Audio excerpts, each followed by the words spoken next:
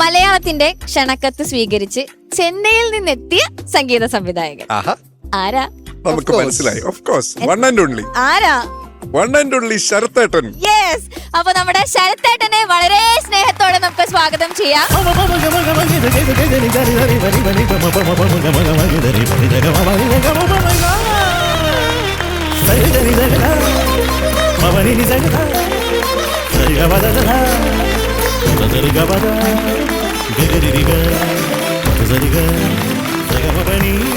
Sarath sir, സാറിന്റെ super സ്റ്റാറിന്റെ ഒരു വേദി അല്ലെങ്കിൽ ഈ ഒരു പേരൊന്നും ഒരിക്കലും ഒരു പുതുമയല്ല.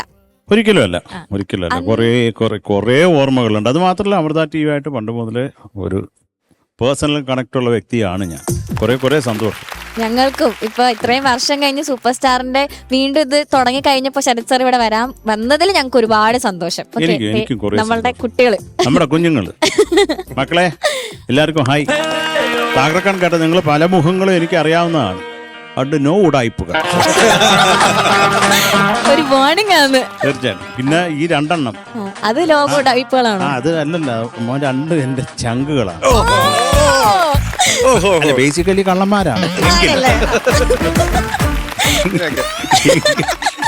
എങ്കിലും ഷാനാണെങ്കിലും ഇപ്പൊ ഹരിയാണെങ്കിലും കുറെ സന്തോഷം അവരെ. ഇപ്പൊ ഈ അടുത്തും ഞങ്ങള് ഷാനെ കണ്ടില്ല, ഹരിയെ നമ്മളിപ്പോ അടുത്ത് കോഴിക്കോട് കണ്ടതാണ്. എനിക്കൊരു കാര്യം ഇപ്പം ഈ ഷാൻ പറഞ്ഞപ്പോഴേ, ഇവൻ ബാംഗ്ലൂരിൽ ഒരു പ്രോഗ്രാമിന് വന്നു. അവിടെ തീ കത്തിച്ചിട്ട് ഇവനാര് ഹനുമാനോ ലങ്ക കത്തിച്ചു. എന്തോന്നേ ഞാനിത് എനിക്കറിയായിരുന്നു. ഇന്നലത്തെ എന്റെ ഉറക്കം പോയപ്പോഴേ വിചാരിച്ചു. ഞാൻ അത് പെട്ടെന്ന് ആലോചിച്ചില്ല, ലങ്ക പോയി കത്തിച്ചു എന്നൊക്കെ പറയുന്നു. പക്ഷെ ഇവൻ ഇടിവെട്ട് പാട്ടുകാരനാണ്, അതിനൊരു ഡൗട്ടും ഇല്ല. അവന്റെ ഒരു വലിയ ഫാനാണ് ഞാൻ. ഞാന് ഒരുപക്ഷെ ഇങ്ങനെ നിർത്തി പറയല്ല, എന്നാ ഇരിക്കാടെ. ഞാൻ ഒരുപാട് ആരാധിക്കുന്ന ഒരു മ്യൂസീഷ്യനാണ് ശരത്തേട്ടൻ. ലെജൻഡാണ് as a singer, musician, composer. അതൊക്കെ വാക്കുകളില്ല, അത്രത്തോളം എനിക്ക് റെസ്പെക്ട് ഉള്ള ഒരു ആളാണ് എന്റെ മുമ്പിൽ നിൽക്കുന്നത്. So we are proud to have you on Super Star. ഒരുപാട് സന്തോഷം ചേട്ടാ. ശരത്തേട്ടാ, നമ്മള് കമ്പോസേഴ്സിനെ സംബന്ധിച്ചിടത്തോളം നമ്മൾ എപ്പോഴും പറയുന്ന ഒരു കാര്യമുണ്ട്, നന്നായിട്ട് കമ്പോസ് ചെയ്യണം. അല്ല അങ്ങനല്ലേ? അതെ, അതൊക്കെ തന്നെ. പക്ഷെ നമ്മളെല്ലാ മ്യൂസിക് ഡയറക്ടേഴ്സിനും കമ്പോസേഴ്സിനും ഒരു വലിയൊരു ടെക്സ്റ്റ് ബുക്കാണ് ഈ നിൽക്കുന്ന ഈ മനുഷ്യൻ.